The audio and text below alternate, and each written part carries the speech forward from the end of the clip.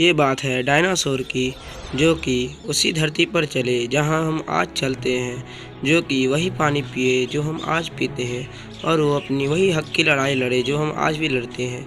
लेकिन उसके साथ क्या हुआ जो अभी इस दुनिया से विलुप्त हो गई? क्या रात थी वो? लास्ट टाइम उसने क्या देखा था? कैसा रूप था उस दिन का?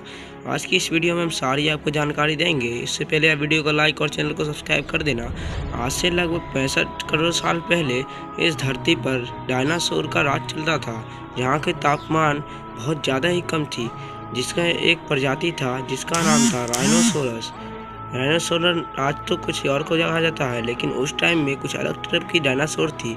लेकिन उसी तरह एक एस्टेरॉयड की लाखों टुकड़े जो कि हमारी अंतरिक्ष में घूम रहे थे, उसमें से एक टुकड़ा जो कि जिसका दिशा बदल गया और वो हमारी पृथ्वी की तरफ तेज़ी से बढ़ने लगे, जो कि पूरे 65 किलोमीटर लंबा था और लगभग 1 करोड़ मिलियन टन था, जो कि आप सोच ही सकते हो ये कितना बड़ा था।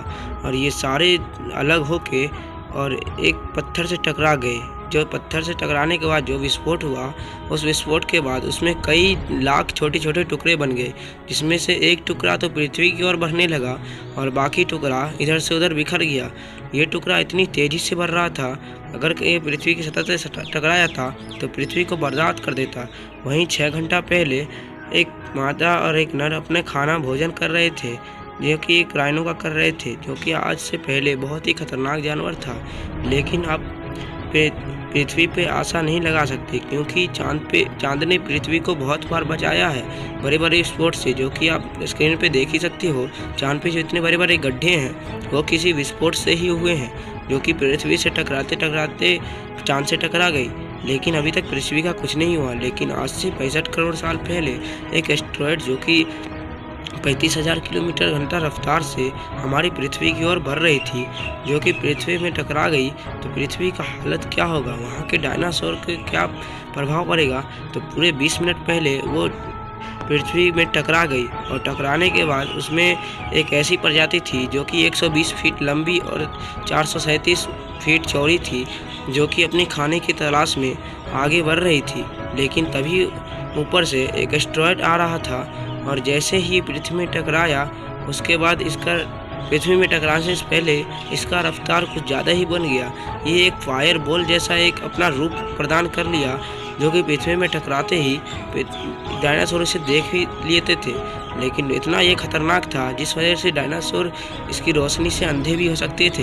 लेकिन हमें तो लगता है वो अंधे हो चुके थे, क्योंकि ये इतना खतरनाक फायर बॉल हमारी पृथ्वी की ओर बढ़ रहा था, जो कि साउथ अफ्रीका में टकराया। और टकराने के बाद वहाँ इतना बड़ा विस्फोट हुआ, जो कि डायनासोर ने अपने कई किलोमीटर दूर से देख लिए थे। और जो खाने की तलाश में आगे बढ़ रहे थे, वो तो अपने खाने भी नहीं खा पाए और उनकी वहीं पे लगभग हजारों प्रजाति की मौत हो गई। और ये इतना खतरनाक टकराया, जो कि आज हमारा समंदर है, बड़ी बड़ी लहरें समुद्र में आती है, वो इसी के कारण आती है। हमारे समुद्र को कोई नहीं, बल्कि इसी से समुद्र हमारा उत्पन्न हुआ है। और गाइस, आज से बहुत 65 करोड़ साल पहले इस डायनासोर ने अपना राज जमाया था, जिसे एक एस्टेरॉयड ने पूरा ही बर्बाद कर दिया। और आज भी ये एस्टेरॉयड हमारे पृथ्वी से टकराया तो हम लोग तो नहीं बच पाएंगे, जिस टाइप से वो डायनासोर नहीं बचे थे। लेकिन वही टकराने के बाद उसमें कई करोड़ों छोटे छोटे टुकड़े होके आसमान में बारिश की तरह बरस रही थी, जो कि एक लावा प्रदान कर रही थी। और ये पूरे एस्टेरॉयड धीरे धीरे पूरी पृथ्वी में एक बड़ा बड़ा गड्ढा बना दिए। और ये अगर समुद्र में गिरता तो थोड़ी सी पृथ्वी की बच सकती थी, लेकिन ये पूरे इसके सतह पे गिरा, जिस वजह से कई सारे प्रजाति भी विलुप्त हो गए। और पूरे पृथ्वी में ये धीरे धीरे अपना कब्जा जमा लिया, जो कि आप स्क्रीन पे देख ही सकते हो। और यहाँ सूरज गायब हो गया और बहुत ही तेज़ बारिश होने लगी। और यहाँ जो भी डायनासोर थे उनकी प्रजाति तो ख़त्म ही हो चुकी थी। लेकिन बात थी जो उड़ने वाली प्रजाति थी वो तो बच चुकी होगी। लेकिन गाइस, ऐसा कुछ भी नहीं है। जो प्रजाति उड़ती थी या पानी के अंदर रहती थी, उनका भी अलग परेशानी थी, जिस वजह से ये एस्टेरॉयड ज़मीन से टकराया था।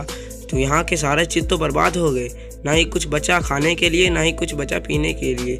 लेकिन ये लोग कहाँ जाते?